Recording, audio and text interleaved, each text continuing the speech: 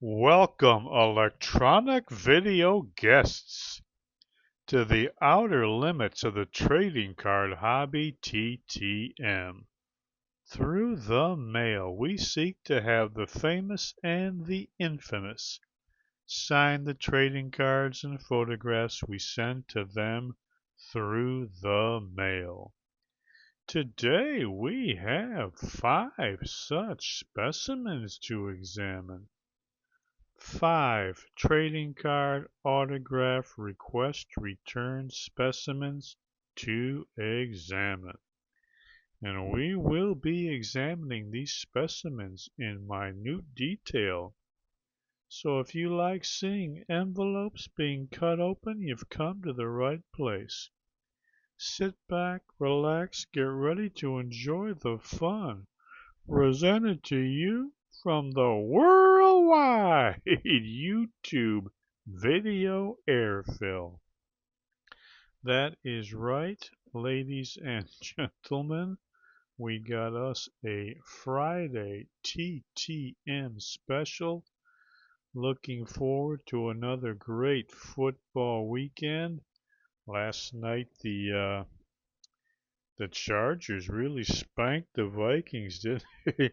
Carson Wentz laying around the field most of the game, writhing in pain and going to the sidelines, moping over to the sidelines.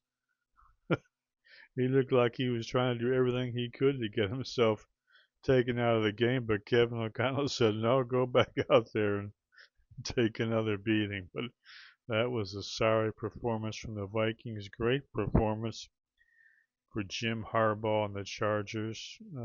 Hopefully we get some better games over the weekend. Let's see, we're looking forward here in the state of Michigan. Oh boy, we got Michigan. Michigan State. That is one of the nastiest rivalries in sports. A lot of people outside of Michigan don't realize how nasty that is, but you're going to see some interesting stuff in that game for sure. Michigan State Saturday night. Looking forward to that. We'll give you our college picks too. We got a 7-team parlay we're going to share with you. We've got some decent games this weekend. Like we said, looking forward to a great weekend of football. Hopefully your employers have granted you a 48-hour furlough. Hopefully you don't have 2 or 3 part-time jobs, so you got to work all weekend too. Maybe you're one of the lucky ones that only has to work 40 hours a week and you get a couple of days off to try to actually live your life. Hopefully that's the case for you and you can enjoy some football. There's not much else to do in this life, is there? All right, but let's get started. We wasted enough time on chit chat. We got some TTMs to look at. This first one here is coming to us from Portlandia. How about that? Portlandia, Oregon. What do we got from Portlandia? That's a town I've never been to. I always wanted to visit. Seems like a fun town with a lot of interesting people of all persuasions. Portlandia. All right, let's see what we got. Who do we got from Portlandia? Oh, the old Redskin, Terry Hermeling. Check that out. That is a beautiful 1976 Topps rookie card. Look at that. Look at that beautiful old Topps rookie card. Terry, 79 years old. He was an undrafted free agent out of Nevada. Signed with the Redskins. Played tackle for them for 10 years. Look at that. That is a nice autograph too, isn't it? And you know, I was looking up some info on Terry. When he was a kid, he was actually a sports reporter for the newspaper there in his hometown of Santa Maria, California. I'll try to dig up that old article for you, but he was a 10-year-old, what do they call it, cub reporter for the Santa Maria Times, I think it was. Terry Ermling, child sports writer and adult football player. Look at that. Beautiful. 1976 Topps rookie card. Thank you, Mr. Hermeling. Really appreciate that. Good way to start with an old Redskin. Let's see what we got here next. Uh-oh, Tampa, St. Petersburg. How about that? We got one from the Gold Coast down there, Tampa, St. Pete. All right, let's see what we let's see what we got from Tampa, St. Petersburg. A lot of snowbirds down there. Oh, look at that one. Beautiful. We got us one of hockey's greatest. 79 years old, Jacques Lemaire. This is a 1978-79 Topps card. Man, look at that beautiful old Topps card. Look at that. And this guy, like I said, one of the National Hockey League's greatest, true Hall of Famer, true legend, Jacques Lemaire. He was a legend both as a player and a coach. He spent his entire 12-year career playing with the Canadiens, was part of an incredible 8 Stanley Cup championship teams. He is one of only 6 NHL players to have scored 2 Stanley Cup winning goals. He did this in 1977 and 1979. How about that? 366 goals, one of hockey's 100 greatest players of all time in 2017, elected to the Hall of Fame in 1985. He coached 17 seasons with the Canadiens, New Jersey Devils, and Minnesota Wild. One of 22 coaches with 600 wins, he led the Devils to their first Stanley Cup in 1994-95 season. One of hockey's greatest legends, Jacques Lemaire. I'll tell you what, these hockey players are the greatest. Never ask for a penny, always send stuff back quick. Look at that. All-time great. Jacques Lemaire, that is a beauty. Thank you, sir. Really appreciate that. Hockey legend. Can't beat it. Hockey legend. All right, what do we got? Oh, we got one coming to us from Hotlanta. How about that? Hotlanta, Georgia. Hotlanta, Georgia. All right, we got a Hotlanta coming to us. Let's see what we got from Hotlanta. Oh, I got 2. How about that? Look at that. 2 Mike Kenn rookie cards. Hey, talk about perfect timing for the Michigan State game. 68-year-old Mike Kenn, his 1981 Topps rookie card. Check that out. Mike finds enjoyment as a gourmet cook. Well, how about that? He's probably doing a lot of cooking now that he's retiring. Mike Kenn, look at that. One of the best tackles to ever play at the University of Michigan. He was a 1977 All-American, the Falcons' first-round pick in 1978. 17-year career, 5 consecutive Pro Bowls from 1980 through 1984, a member of the Falcons Ring of Honor. Kind of surprised he's not in the Hall of Fame. Mike Kenn. You know what? We got us celebrating a Michigan State weekend.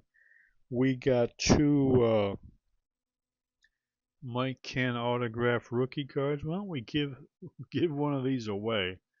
I'll think of some type of contest.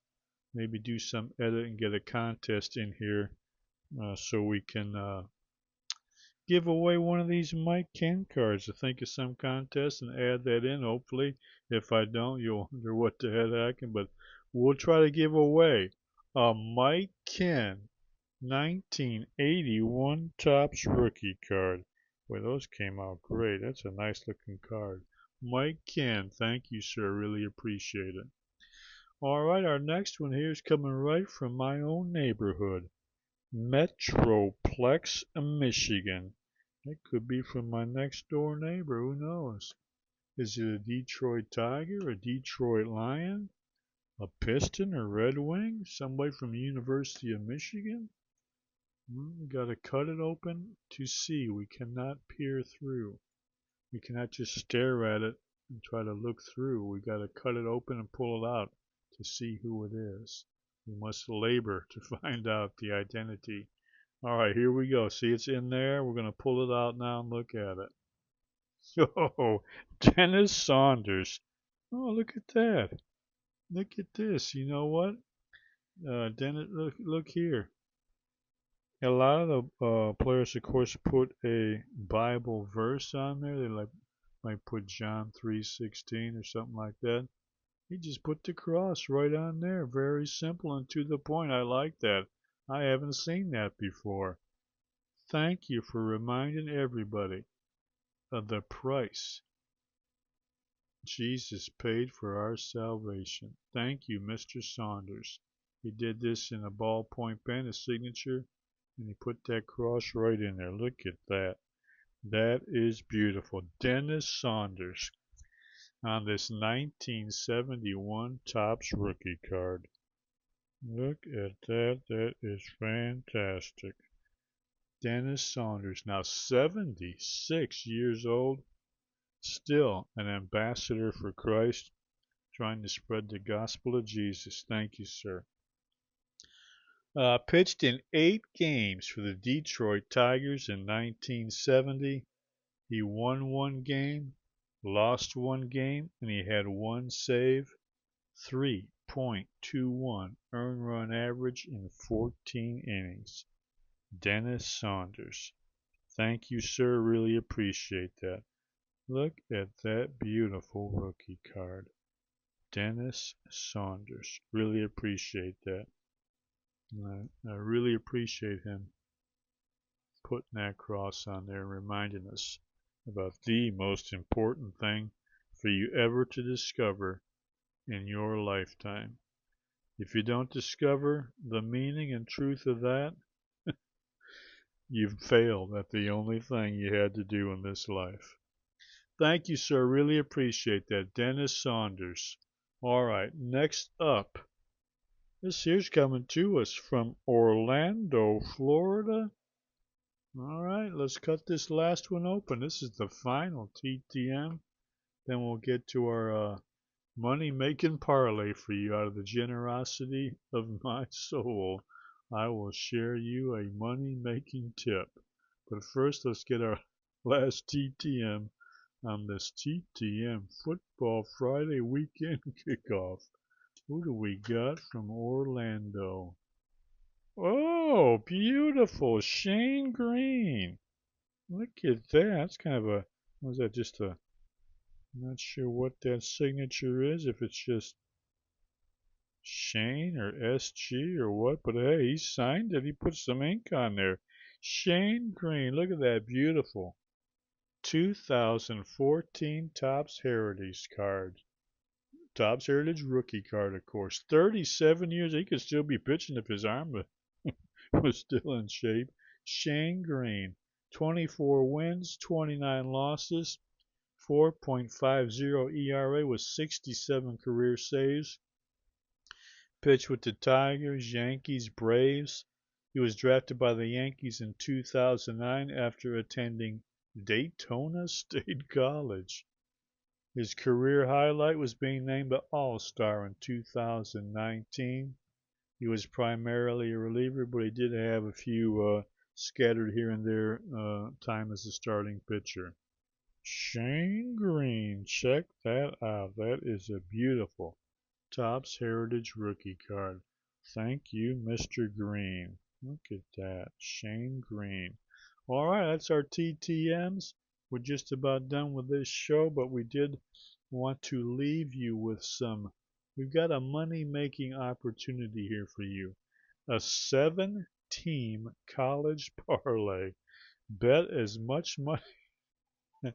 Bet as gamble as much money as you can on this parlay. I think for every dollar you gamble, you will win back $80. I think that's how the calculation went, somewhere around there. It's a tidy sum, as they used to say in the old days. But here is our 7-team college parlay. We got a lot of road underdogs this week. In fact, we've got I think we've got 6 of the 7 are underdogs. 5 of the 7 are road underdogs. We've got one road favorite, Texas A&M, and I think we have one home underdog, Mississippi State. But let's take a look. We got I like Ole Miss getting 5.5 at Oklahoma. I don't think that Oklahoma can score enough. I know Oklahoma has a great defense, and the Ole Miss quarterback who played here in Michigan for Ferris State for a while, he looked pretty shaky. He kind of melted down at the end of last week's game at Georgia. He had Georgia kind of had that game in the bag, and he really did not respond well to the late game pressure. I think that's why Ole Miss is getting 5.5. People are figuring he will melt down also against Oklahoma's defense, but I got a feeling the kid is going to learn from that, bounce back, be able to lead. They don't have to score a lot of points to win that game, so I like Ole Miss getting 5.5 at Oklahoma. Then we got Northwestern getting 8.5 at Nebraska. I don't think Nebraska's that good. Both teams are 5-2. Northwestern has beaten Penn State, and who else did they just beat? But their defense is rock solid, and I don't. Dylan Raiola's thrown a lot of interceptions the last few games. Nebraska really hasn't beaten a good team all year. I'm not saying Northwestern is a good team, but they're a decent team. And Northwestern's playing well coached. David Braun, the coach at Northwestern, very underrated coach. I just think whether they win or lose, Nebraska is not beating Northwestern by 9 points. That's going to be a tight game, and I like Northwestern to win outright. But in terms of the parlay, I definitely like him getting 8.5. Then we got America's hottest team, UCLA, getting 25.5 points at Indiana. Now, I don't expect UCLA to win, but the way they've been playing, I think they can keep that game within 25 points. Indiana struggled against Iowa. They struggled in the first half against Michigan State. I think UCLA can make a little hay in that game and keep that one relatively close. Give me UCLA plus 25.5. Then we got another road underdog. I like Minnesota getting 8.5 at Iowa. I think that's, it's a struggle for Iowa to score 8.5 points. So if Minnesota scores 10, Iowa's got to score 19. I don't think so. I think Iowa might win. I wouldn't be shocked if Minnesota won outright, but I guarantee you their defense is good enough to hold Iowa down. Iowa has no passing game as usual. They got a running quarterback and a decent rushing attack. Minnesota has a pretty stout run defense, so I like Minnesota, especially getting 8.5. Then I got me a home underdog, Mississippi State, getting 7.5 against Texas. Texas last week barely won in overtime against Kentucky. Arch Manning had a dreadful game. If Kentucky had any kind of offense, they would have won that game. It was pretty rough watching that. I watched the end of that game, and boy, talk about some bad offenses. But Mississippi State has been able to move the ball even against some good teams. I think they can cover. I don't know if they'll win the game. They might. I wouldn't be shocked if they actually won the game. But I think they can keep it to within a 3 to 6 point loss. I like Mississippi State getting the 7.5. Got another road underdog. Stanford getting 29.5 at Miami. Stanford, of course, upset Florida State at home last week. I know they got to travel all the way across the country. Miami, though, laid an egg last week against Louisville. Carson Beck had a horrible game. I think Stanford's defense, and I think they're going to do just enough. I don't expect them to win. I would be surprised though if they can't keep that to a 21-point loss, say like a in the 35-14 range. 29 and a half. You know Carson Beck's going to throw one or two interceptions to kill some drives. So give me Stanford in that game. And our last one of our 7-team college parlay, I got the road favorite, Texas A&M, a 2.5-point favorite at LSU. LSU's offense is really struggling. The defense is not quite as stout as we were led to believe. Teams have been able to move on a little bit recently, including Vanderbilt. Texas A&M does not have a good defense, so LSU might score some points, but Texas A&M's offense has been lights out all year. They put up 40, what did they put up 42, 40 on Notre Dame. They've been scoring on everybody. I think they can win this game by at least a field goal. So there it is. 7-team college parlay. Like I said, I think you get back $80 for every dollar you bet. Go ahead and bet everything. Bet your kids' college fund on that and become a millionaire. I bet $2. I bet $2. But you should bet a lot more than two. You should bet a lot more than $2. That's a sure thing. All right, that's just about it. We'll be back in a few days, God willing, with some more. Of course, oh yeah, before you leave, I don't want to forget. You're going to need something to read on these long half times of the college football games. They just drag on these half times. Get over to Amazon.com. Type in that author's name, Henry L. Rasico. That book title, that book will come up. In fact, I don't think I ever mentioned on these videos. I actually got 3 books over there on Amazon.com. Maybe I should stick in some links in the comments field to actually make it easier for you. Put the links in. Somebody asked for the link. I'll just put the links in the comments field for all 3 of the books. In fact, I'm gonna make a mental note to self. Put in a little